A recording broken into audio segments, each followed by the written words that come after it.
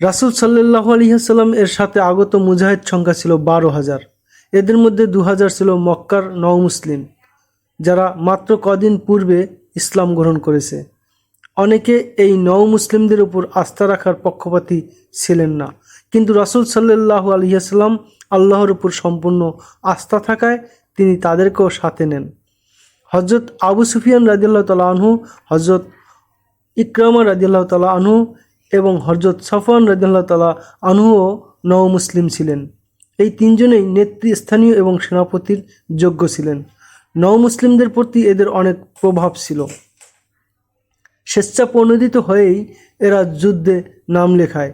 ঐতিহাসিকগণ লিখেন, তারা মুজাহিদদের জন্য কম বেশি 100 বর্মের ব্যবস্থা করেছিলেন।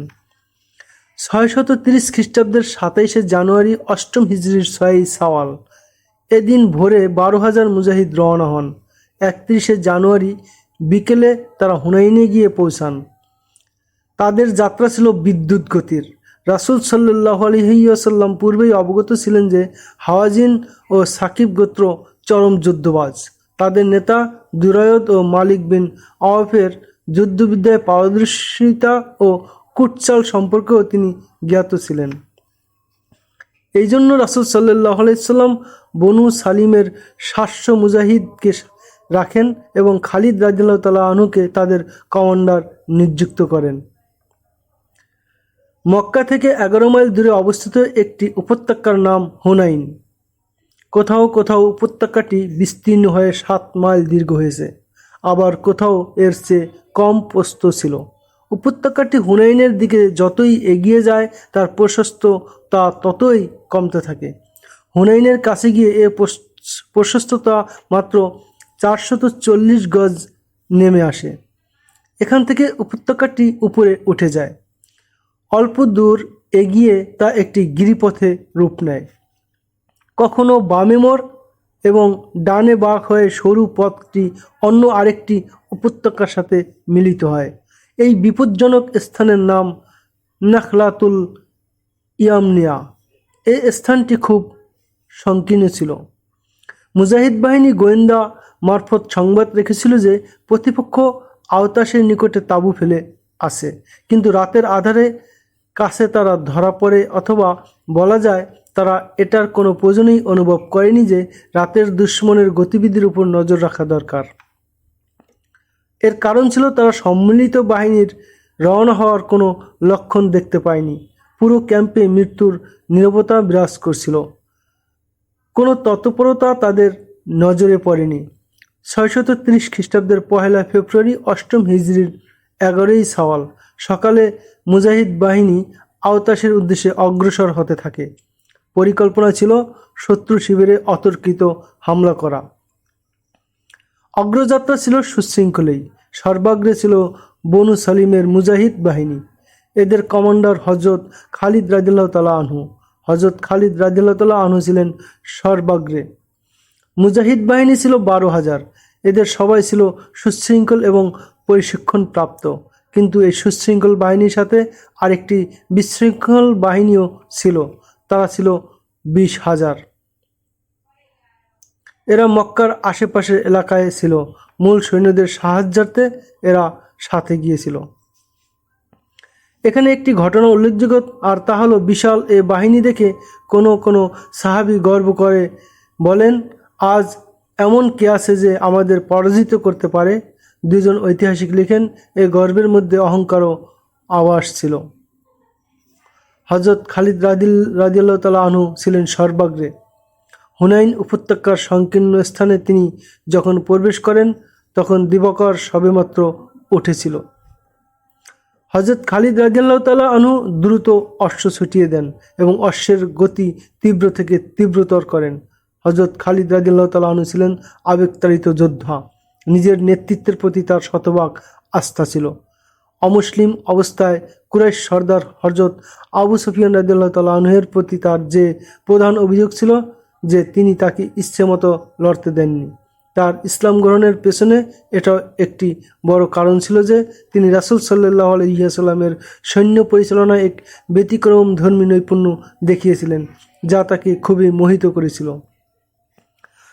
খালিদ রাদিয়াল্লাহু তাআলা আনহু ইসলাম গ্রহণের পূর্বে ইকরামা রাদিয়াল্লাহু তাআলা আনহুকে বলেছিলেন, আমার যুদ্ধাবেগ এবং যুদ্ধক্ষেত্রে আক্রমণাত্মক ভঙ্গির মূল্যায়ন শুধু মুসলমানরাই করতে পারে।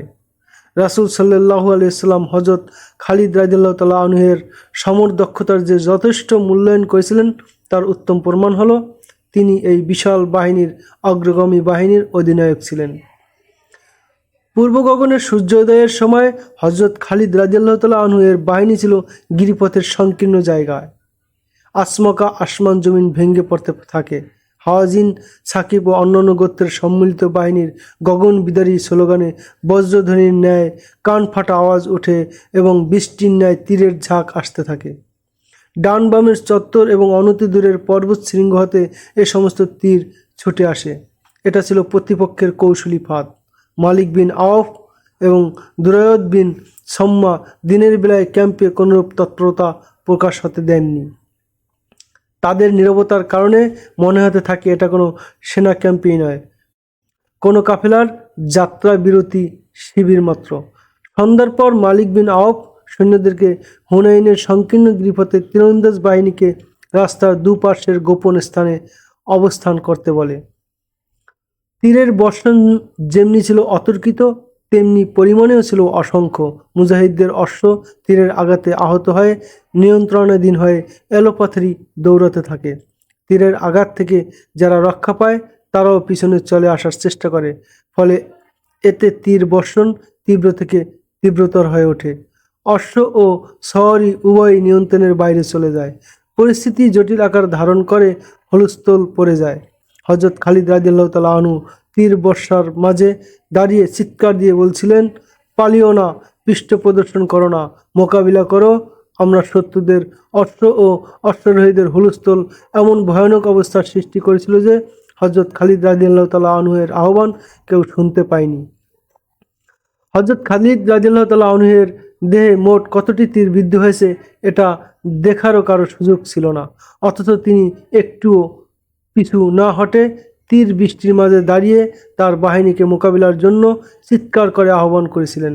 অবশেষে তিনিও পলায়ন পর্দের ভিড়ে পড়ে যান এবং ভিড় তাকে ঠেলতে ঠেলতে এমনভাবে দূরে আসে যেন কোনো প্রবল স্রোত তাকে ভাসিয়ে নিয়ে এসেছে। পলায়নপর বাহিনীর বেসামাল ধাক্কা একদিকে সরে যায়। হযরত খালিদ রাদিয়াল্লাহু তাআলা আনহুর দেহে এত আঘাত লাগে যে তিনি ঘোড়ার পিঠ থেকে পড়ে যান এবং অজ্ঞান হয়ে জমিনে লুটিয়ে পড়েন। মূল বাহিনী আসছিল অগ্রগামী বাহিনীর পেছনে।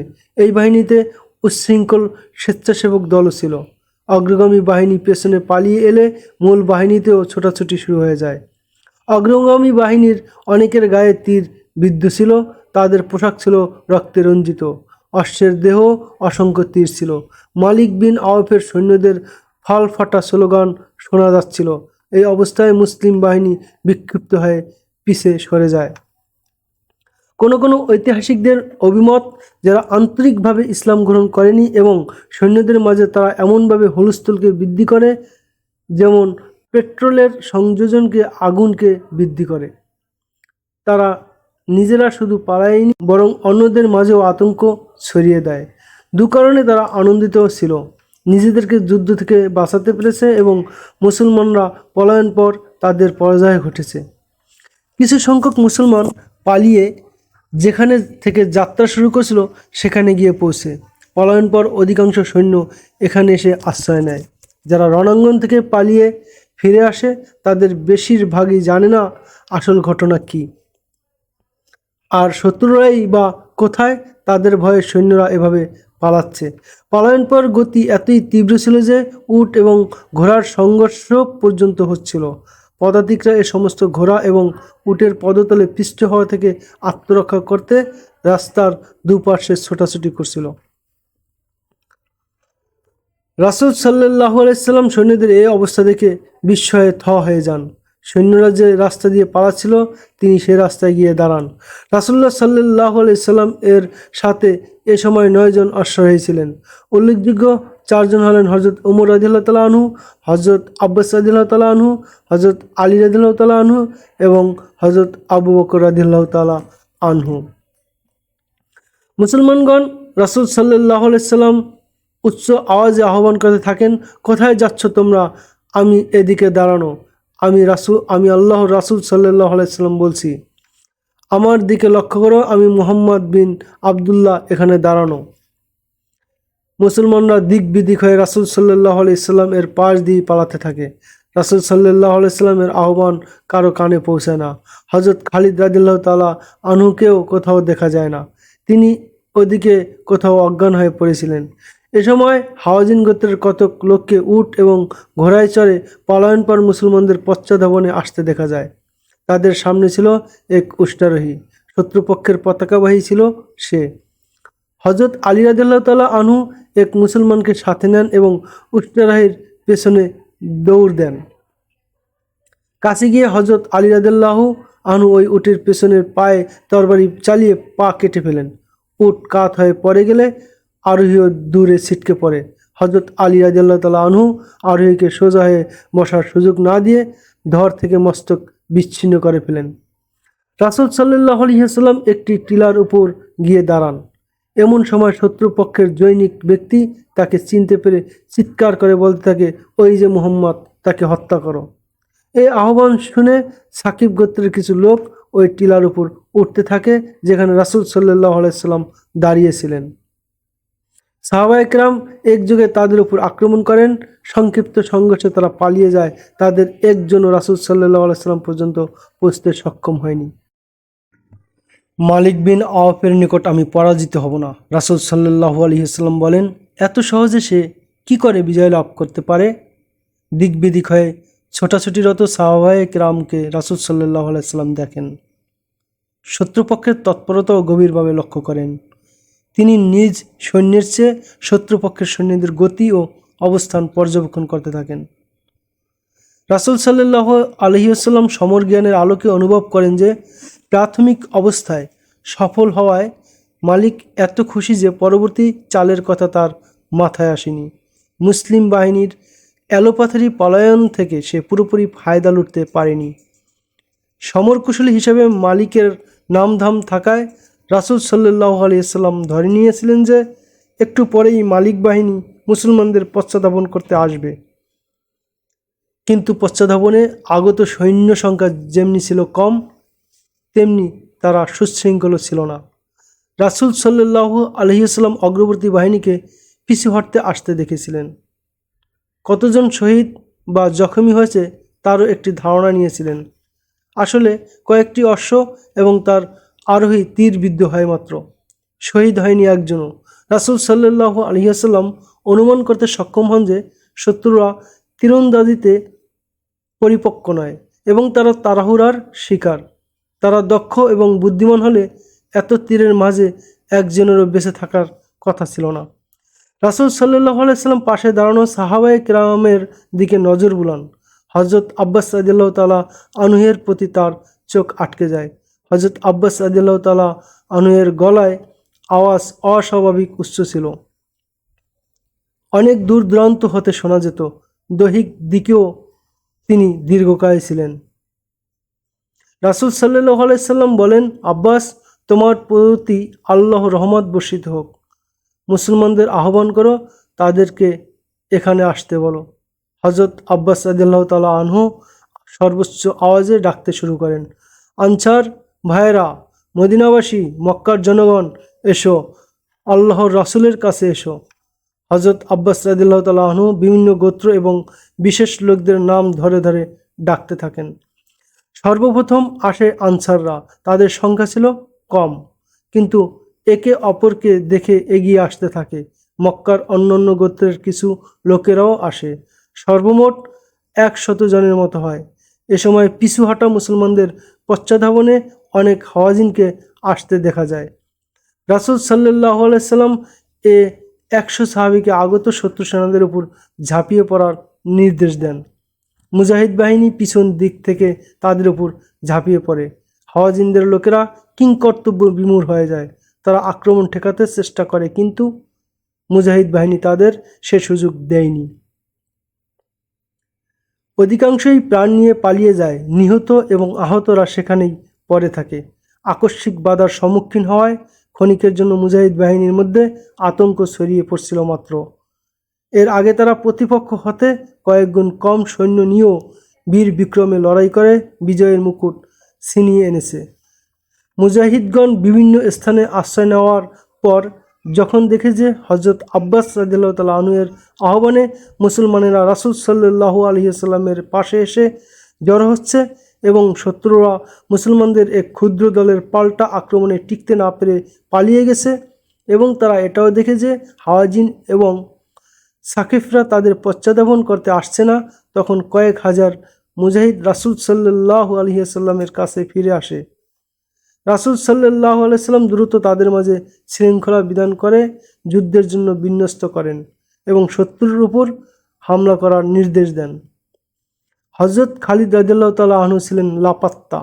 উদ্বেগ আর উৎকণ্ঠায় কারো মাথায় এই খেয়ালই আসে না যে একটু তালাশ করে দেখবে কে কোথায় এবং কিভাবে আছে। যে সংকীর্ণ গিরিপথে একসময় মুজাহিদদের উপর বজ্রের আঘাত পড়েছিল, এখন সে স্থানটিই সম্মিলিত বাহিনীর জন্য মৃত্যু ফাঁদে পরিণত হয়।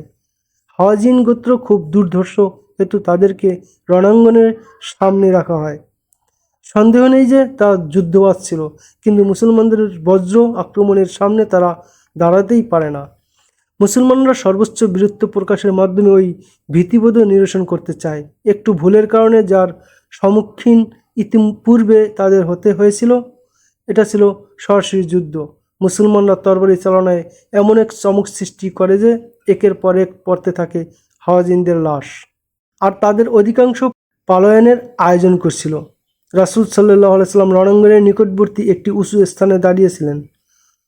তার পাক জবানে বারবার উচ্চারিত হচ্ছিল, আমি সত্যনবী, কোনো সন্দেহ নেই, আমি আব্দুল মুত্তালিবের পৌত্র, কোনো ভুল নেই। হাওয়াজিন প্রচণ্ড মার খেয়ে পিছনে হটতে থাকে। তারা আক্রমণাত্মক অবস্থা থেকে রক্ষণাত্মক অবস্থায় চলে আসে। তারা কর্মেই দুর্বল হতে থাকে। তাদের পেছনে সাকিফ গোত্রের সৈন্যরা প্রস্তুত ছিল। মালিক বিন আওফ চিৎকার করে হাওয়াজিনদেরও পশ্চাতে সরিয়ে নেয়। সাকিফ গোত্রের নতুন বাহিনী দ্রুত হাওয়াজিনদের শূন্যস্থান পূরণ করে। এ সময় মুসলমানরা বেশ ক্লান্ত, কিন্তু বনু সাকিফ সতেজ। শুরু হয়ে যায় আবার অগ্নি পরীক্ষা। শক্তি এবং ক্লান্তির বিচারে মুসলমানদের পাল্লা নিচু হলেও রাসূল সাল্লাল্লাহু আলাইহি ওয়াসাল্লামের উপস্থিতি এবং তার উৎসাহ মুসলমানদের শক্তি বৃদ্ধি এবং ক্লান্তি দূর করে তাদের মাঝে বীরতা ও জিহাদি জজবা সরবরাহ করেছিল। মুসলমানদের তরবারি ও বর্ষার আঘাতে যে বজ্র নিচু ছিল এবং উচ্চকিত স্লোগানে যে হুঙ্কার ছিল, সাকিফ গোত্রের উপর তা ভয়ানক ত্রাস সৃষ্টি করে। সাকিফের যুদ্ধবাজ সৈন্যদের যুদ্ধখ্যাতি থাকলেও তারা দ্রুত পিছু হটতে থাকে। একসময় তাদের উট ও ঘোড়া নিয়ন্ত্রণের বাইরে চলে যায়। এতে শত্রু শিবিরে সেই তাণ্ডব শুরু হয় যা প্রভাতে গিরিপথে মুসলমানদের মধ্যে হয়েছিল। ইতিপূর্বে হাওয়াজিনরাও শোচনীয়ভাবে পিছু হটছিল। এবার সাকিবদের পিছু হটতে দেখে অন্যান্য ছোট গোত্রগুলোর মনোবল যুদ্ধ ছাড়াই হুড়মুড় করে ভেঙে যায়। তারা জীবন বাঁচাতে এলোপাথারি পালাতে থাকে। মালিক বিন আওফ সংকীর্ণ রাস্তার অদূরে দলছুট সৈন্যদের একত্রিত করছিল। তার অবস্থা বলছিল সে আক্রমণাত্মক পজিশন থেকে নিজ বাহিনীকে আত্মরক্ষামূলক প্রাচীরে পরিণত করতে সৈন্য বিন্যস্ত করছিল। মালিকের এই সৈন্য বিন্যাস রাসূল সাল্লাল্লাহু আলাইহি ওয়াসাল্লাম দেখে দ্রুত নিজ সৈন্যদের কাছে আসেন।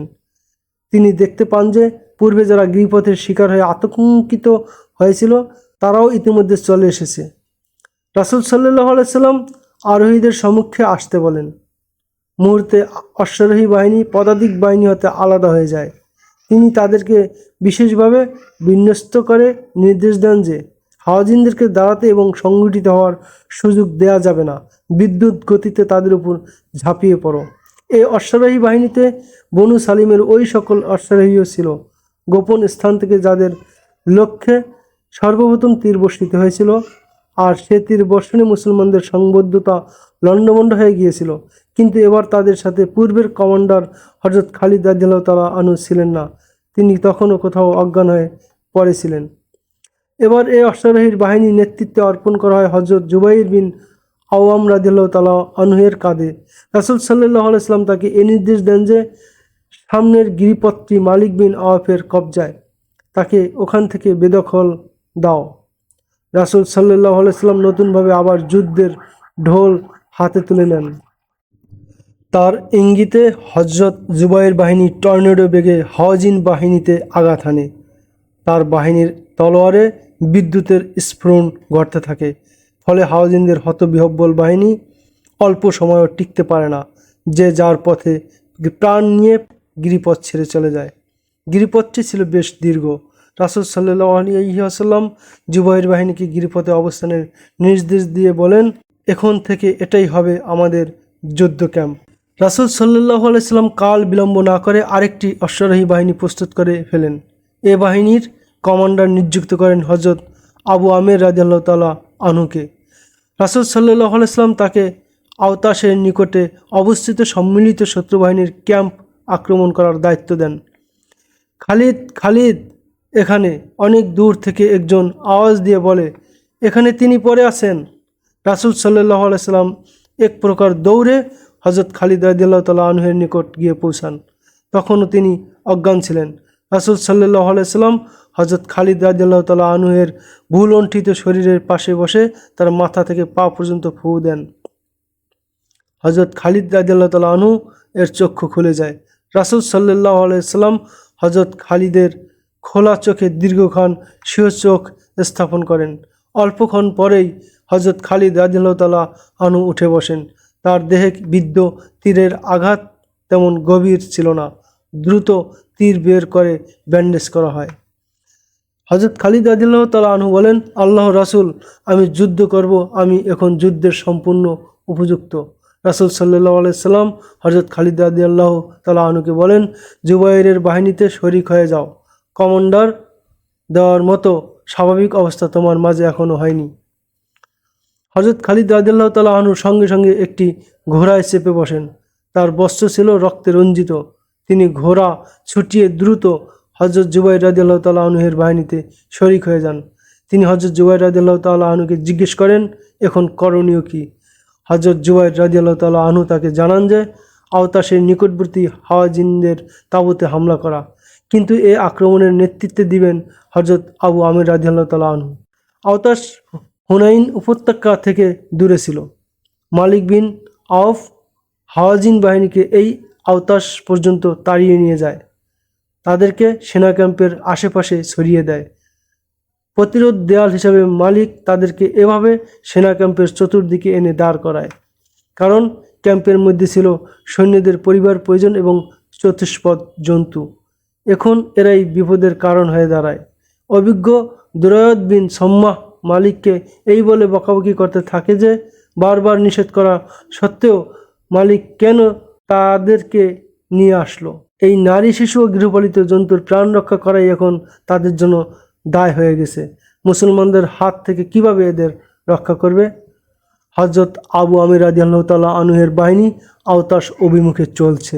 ক্যাম্পের কাছাকাছি পৌঁছলে হাওয়াযিনরা প্রবল প্রতিরোধ গড়ে তোলে। যুদ্ধ জয় কিংবা মুসলমানদের ছিন্ন ভিন্ন করে মক্কা দখলের জন্য নয়, বরং মুসলমানদের হাত থেকে নিজেদের পরিবার পরিজন এবং চতুষ্পদ জন্তুগুলো রক্ষা করার জন্য লড়ে। এটা ছিল আরেকটি মারাত্মক রক্তক্ষয়ী সংঘর্ষ। এখানে যুদ্ধ কৌশল অর্থহীন, বাহাদুরির জয় জয় জয়কার ছিল। অশ্বারোহী এবং পদাতিক বাহিনী লড়তে লড়তে পুরো উপত্যকা ছড়িয়ে পড়ে।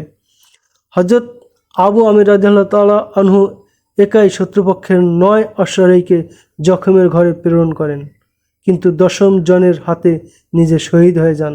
রাসূল সাল্লাল্লাহু আলাইহি সাল্লাম পূর্বেই হযরত আবু আমির রাদিয়াল্লাহু তাআলা আনহুর স্থলবর্তী নির্ধারণ করে দিয়েছিলেন। তিনি ছিলেন তার চাচাতো ভাই হযরত আবু মুসা রাদিয়াল্লাহু তাআলা আনহু। তিনি সঙ্গে সঙ্গে দায়িত্ব বুঝে নেন এবং নিজ বাহিনীর প্রেরণা বাড়াতে থাকেন। হাওয়াযিনরা প্রথমে প্রবল প্রতিরোধ সৃষ্টি করলেও এখন তারা বৃক্ষের পাকা ফলের মতো টপ টপ করে পড়ে যেতে থাকে। তাদের নিহত ও আহতের সংখ্যা ক্রমে বাড়তে থাকে। তাদের দুরবস্থা ক্রমেই স্পষ্ট হয়ে উঠছিল। এদিকে রাসূল সাল্লাল্লাহু আলাইহি ওয়াসাল্লাম হযরত জুবাইর রাদিয়াল্লাহু তাআলা আনহুর ওই বাহিনীকে দ্রুত হযরত মুসা রাদিয়াল্লাহু তাআলা আনহুর বাহিনীর সাহায্যে এগিয়ে যেতে নির্দেশ দেন। যাদেরকে তিনি গিরিপথে সংরক্ষণে ও রিজার্ভ রেখেছিলেন। হাওয়াযিনদের দ্রুত পরাজয় ঘটাতে রাসূল সাল্লাল্লাহু আলাইহি ওয়াসাল্লাম জুবাইর বাহিনীকে প্রেরণের প্রয়োজনীয়তা অনুভব করেছিলেন। হযরত জুবাইর রাদিয়াল্লাহু তাআলা আনহু তার বাহিনীকে আক্রমণে এগিয়ে যাওয়ার নির্দেশ দিলে দ্রুত গতিতে ঘোড়া অশ্বারোহীকে নিয়ে ছুটতে থাকে। এ সময় হযরত খালিদ রাদিয়াল্লাহু তাআলা আনহু-এর অশ্ব ছিল সকলের আগে। হাওয়াযিনদের মনোবল আগে থেকেই ফাটল ধরছিল। মুসলমানদের নতুন এই বাহিনীর বজ্রাঘাত তারা সহ্য করতে পারে না। এর আগেই তাদের আহতদের সংখ্যা বিপুল পরিমাণ হয়ে গিয়েছিল। দুই অশ্বারোহী ইউনিটের প্রলয়ঙ্কারী ঘূর্ণিপাকে হাওয়াযিনদের বুঝ্য তছনছ হয়ে যায়। তারা স্ত্রী পুত্র পরিজন ছেড়ে পালাতে থাকে। রাস্তা পরিষ্কার হলে মুসলিম বাহিনী সহজেই তাদের ক্যাম্প ঘিরে ফেলে। ক্ষুদ্র ক্ষুদ্র গোত্রের যোদ্ধারা হাওয়াযিন এবং সাকিফের মতো শক্তিশালী গোত্রকে পালাতে দেখে তারা ক্ষণিকের জন্যও সেখানে বিলম্ব করে না। যুদ্ধ বাতাস গায়ে না লাগাতেই তারা যুদ্ধের ময়দান হতে সটকে পড়ে সোজা নিজ নিজ এলাকায় ফিরে যায়। মালিক বিন আওফকে রণাঙ্গনের কোথাও খুঁজে পাওয়া যাচ্ছিল না। তাকে পাওয়া সম্ভব ছিল না। নিজ শহর তায়েফ রক্ষার চিন্তা তাকে পাগল করে তুলছিল। সে শেষ দিকে এসে তার গোত্রের অন্যান্য সর্দারকে বলছিল, মুসলমানরা যে প্রেরণা নিয়ে আসছে তা থেকে সহজেই বোঝা যায় যে তারা তায়েফ আক্রমণ করে সেখানকার প্রতিটি ইট খুলে ফেলবে। এই আশঙ্কাকে সামনে রেখে সে সাকিব গোত্রের সমস্ত বাহিনীকে কৌশলে যুদ্ধ থেকে আলাদা করে তায়েফ চলে যায়। মালিক বিন আওফ যখন তায়েফ রক্ষায় ব্যস্ত, তখন হুনাইন প্রান্তরে চলছিল কিয়ামতের বিভীষিকা। হাওয়াযিনদের স্ত্রী সন্তানদের গগন বিদারী কান্না আকাশ বাতাস প্রকম্পিত হয়ে ওঠে। পুরো হুনাইন উপত্যকা মুসলমানদের অধিকারে চলে আসে। মক্কা থেকে আগত বেসামরিক স্বেচ্ছাসেবক বাহিনী আহত মুজাহিদদের নিয়ে যায়। আহত শত্রুরা মাটিতে পড়ে কাতরাতে থাকে। অনেকে ধুকে ধুকে মরছিল। এদের দলে বৃদ্ধ দুরায়দ বিন সম্মাও ছিল। সে বৃদ্ধ হলো জাতির ক্রান্তিকালে কম্পিত হাতে তলোয়ার উঠিয়ে নেয় এবং লড়তে লড়তে নিহত হয়। গনিমত স্বরূপ মুসলমানরা আহত এবং বন্দী শত্রুদের থেকে বিপুল পরিমাণ যুদ্ধাস্ত্র এবং ঘোড়া পায়। এছাড়া 6,000 নারী শিশু, 24,000 উট, 40,000 বকরি এবং প্রচুর রৌপ্য তাদের হস্তগত হয়। চূড়ান্ত বিজয় লাভ করে মুসলমানরা, কিন্তু রাসূল সাল্লাল্লাহু আলাইহি ওয়াসাল্লাম তাদের বিজয় উদযাপন করতে দেন না। তিনি সিদ্ধান্ত নেন যে মালিককে স্থির হতে দাঁড়াবার এবং সৈন্য সুসংগঠিত করার সুযোগ দেওয়া হবে না। তিনি বিপজ্জনক সাপের মাথা থেতলে দিতে চান। রাসূল সাল্লাল্লাহু আলাইহি ওয়াসাল্লামের নির্দেশে গনিমত লব্ধ নারী, শিশু, চতুষ্পদ জন্তুসহ অন্যান্য সম্পদ একটি বাহিনীর মাধ্যমে জিক আরানায় পাঠিয়ে দেওয়া হয়। পরবর্তী নির্দেশ না আসা পর্যন্ত তাদেরকে সেখানেই থাকতে বলা হয়। পরদিনই রাসূল সাল্লাল্লাহু আলাইহি ওয়াসাল্লামের নির্দেশে মুজাহিদ বাহিনী তায়েফ পানে অগ্রসর হয়। এখানে ঘোরতর সংঘর্ষের আশঙ্কা ছিল। হুনাইন যুদ্ধের বিবরণ পবিত্র কোরআনের সূরা তাওবায় উল্লিখিত হয়েছে। কতক সাহাবা যুদ্ধ আরম্ভ হওয়ার পূর্বে নিজেদের সংখ্যাধিক্য দেখে মন্তব্য করেছিলেন, আজ আমাদের পরাজিত করতে পারে এমন কি আছে? এই বিশাল শক্তির মোকাবিলা কে করতে পারে? সূরা তাওবায় বর্ণিত, আল্লাহ তোমাদের সাহায্য করেছেন অনেক ক্ষেত্রে, বিশেষ করে হুনাইনের দিনে, যখন তোমাদের সংখ্যাধিক্য তোমাদের আনন্দিত করছিল, কিন্তু তা তোমাদের কোনো কাজে আসেনি এবং দুনিয়া প্রশস্ত হওয়া সত্ত্বেও তোমাদের জন্য সংকুচিত হয়েছিল। অতঃপর পৃষ্ঠ প্রদর্শন করে পলায়ন করেছিলে। অতঃপর আল্লাহ অবতীর্ণ করেন নিজের তরফ থেকে সান্ত্বনা তার রাসূল সাল্লাল্লাহু আলাইহি ওয়াসাল্লাম ও মুমিনদের প্রতি এবং অবতীর্ণ করেন এমন সৈন্যবাহিনী যাদেরকে তোমরা দেখতে পাওনি, আর শাস্তি প্রদান করেন কাফেরদের, এবং এটি হলো কাফেরদের কর্মফল। সূরা তাওবা 25 থেকে 26 আয়াত।